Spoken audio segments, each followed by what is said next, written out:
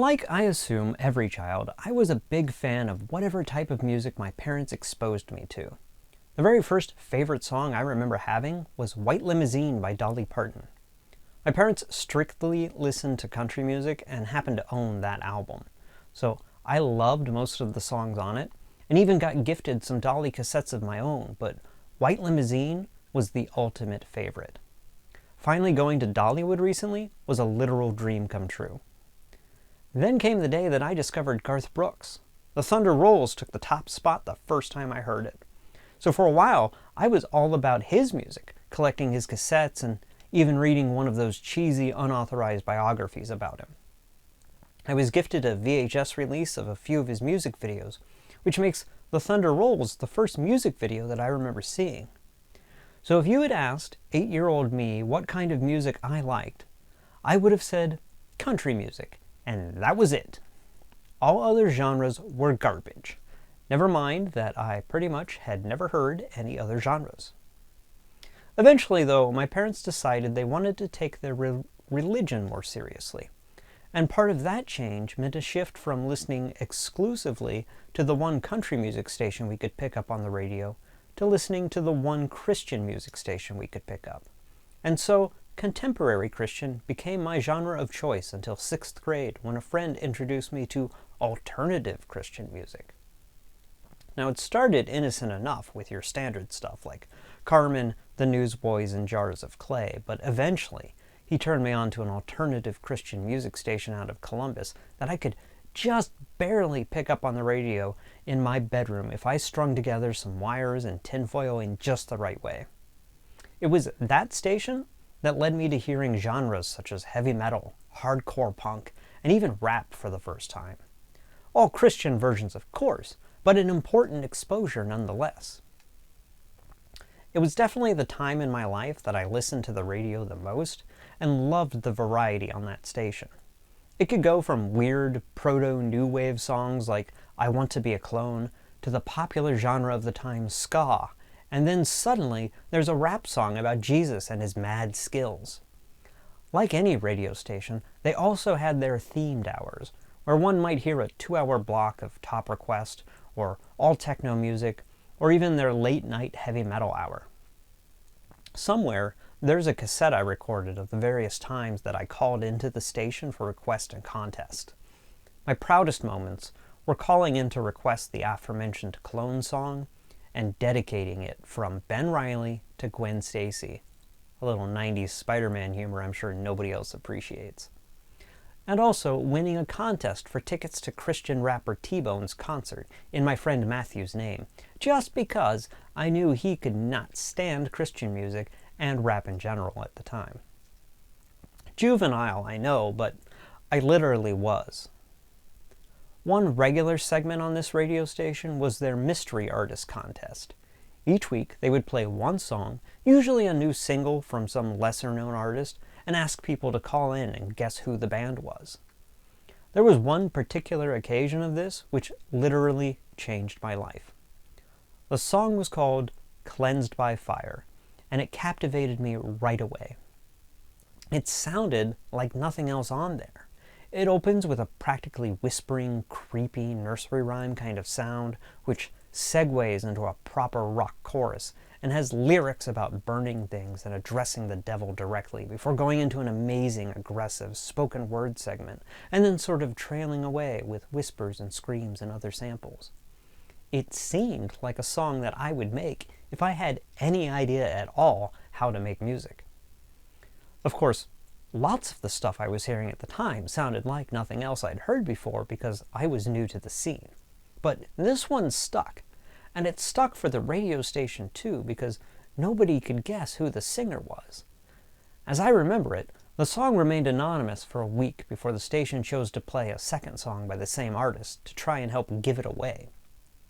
Still, nobody guessed correctly, and eventually the station just gave up and started promoting the reveal of who the artist was at the end of the week. Obviously, I was glued to my radio that evening to finally learn who made this amazing song and its also excellent follow-up, Lullaby. Well, who was the artist, you ask? It was the father of shock rock himself, Alice Cooper. Alice Cooper was a name that meant absolutely nothing to me. I had never even heard of him, never seen his albums at the Christian bookstore I got my music from, and certainly didn't understand why he had a lady's name. I'm sure I'd heard his music before in movies or commercials, but nothing stood out, and I certainly didn't associate the name with anything. I asked a friend whom I knew to be knowledgeable of both the Christian pop culture scene and the secular world, and he informed me that Alice Cooper was a scary Satanist that killed snakes on stage and such. He was not terribly helpful. But that's who it was, Alice Cooper. And so my next challenge was to actually track down the album these songs belonged to. I couldn't find it anywhere, though. I mean, my options were extremely limited because I was in 7th grade and couldn't just drive 30 minutes away to the nearest record store that I didn't even know existed yet. It would be months before I finally tracked down the album The Last Temptation at a flea market on a weekend vacation. That $7 cassette tape has led to a lifelong love of Alice and his music, most likely completely changing the path of my life. Of course, learning about Alice led to the rabbit hole of finding the rest of his discography. But it also introduced me to such concepts as shock rock, musicians with epic stage shows, the idea of mixing horror and humor, and to the general idea that the dark side isn't always evil, just different. A few years later, he released his album Brutal Planet, and that introduced me to industrial music and everything that comes with that. It was also on his Brutal Planet tour that I finally got to see him in concert for the first time. Being only the second real concert I'd been to, in addition to my first Alice show, I wanted to make it special by actually dressing up for the event, but in a way appropriate for an Alice Cooper concert. I wanted to go in drag, which would be another first for me. I didn't own any women's clothing and certainly couldn't ask my conservative parents for assistance in any way, so I did the only thing I could think of. The day of the concert, I visited the costume shop in the next city over from my hometown and asked them if they had anything in the makeup, black dress, and fishnet department. Now, unfortunately, since they were a costume shop and not an apparel store, they only had the face paint. But fortunately, the owner was also a huge Alice Cooper fan, and she took me to her apartment and let me borrow some items from her personal closet. I was super nervous about the idea of going out in public in women's clothing, so I waited to change until the last rest stop on the freeway before the exit to the concert venue. The hardest part was applying the traditional Alice Cooper eye makeup. The stuff I had bought was meant to be used with a sponge or other type of application device, but I didn't know to purchase anything like that, and so was forced to use a paper towel that I origamied into something like a brush. It was also fun to watch the men walk into the bathroom while I was trying to apply it, and do a double take or walk out and make sure they were in the right restroom.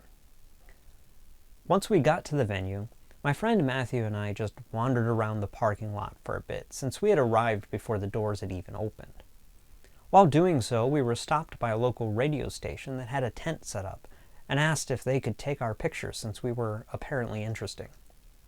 I like to think that somewhere in a drawer, deep in the basement of that radio station, there is still a 4x6 copy of that picture just tucked away and confusing anyone who stumbles across it. We next met some clearly inebriated older man who asked if we had an extra ticket. It just so happened that I did have an extra ticket since the third member of our party had dropped out of attending the day before. He offered to trade me a ragged, wadded-up old t-shirt for the ticket. I told him I really didn't need the shirt, but he could have the ticket. He insisted I take the shirt, and that's how I ended up with a much too small Vintage Doors t-shirt that I gave to another friend at school the next day. That man was then kicked out by security before the opening act even hit the stage. The concert itself was everything I had dreamed it would be, and even more. He performed many of the songs I wanted to hear, and I screamed along with every one of them. I had brought a disposable camera with me, expecting to get shots of the show, but it was only after I had them developed that I learned one needs to use flash in low-light situations. My love, one might even say obsession with Alice Cooper, has continued to this day. I've spent probably far too much money and time collecting all of his albums in multiple formats and tracking down rare or obscure releases and merchandise whenever possible. I've been to over a dozen of his concerts, sometimes more than one show in the same tour. I got to meet Dennis Dunaway, one of the founding members of the original band, at a documentary screening about their reunion show, and I've even been lucky enough to have met Alice himself twice, but have never been able to get the words out to express how much his music has affected my life. One of those times, he just happened to come into the store that I worked at the time, and I got him to permit me to take a picture with him. The other time, I made a 14-hour round-trip visit to a convention in Pittsburgh to give him copies of all the action figure photos I'd done of him, and have him sign one for me before heading home the same day. He was super friendly on both occasions, and is certainly a hero I have no regrets about meeting. This video has probably gone far too long, and I have no good ending for it. I could talk on this subject for hours, but I won't. Thank you for listening, though.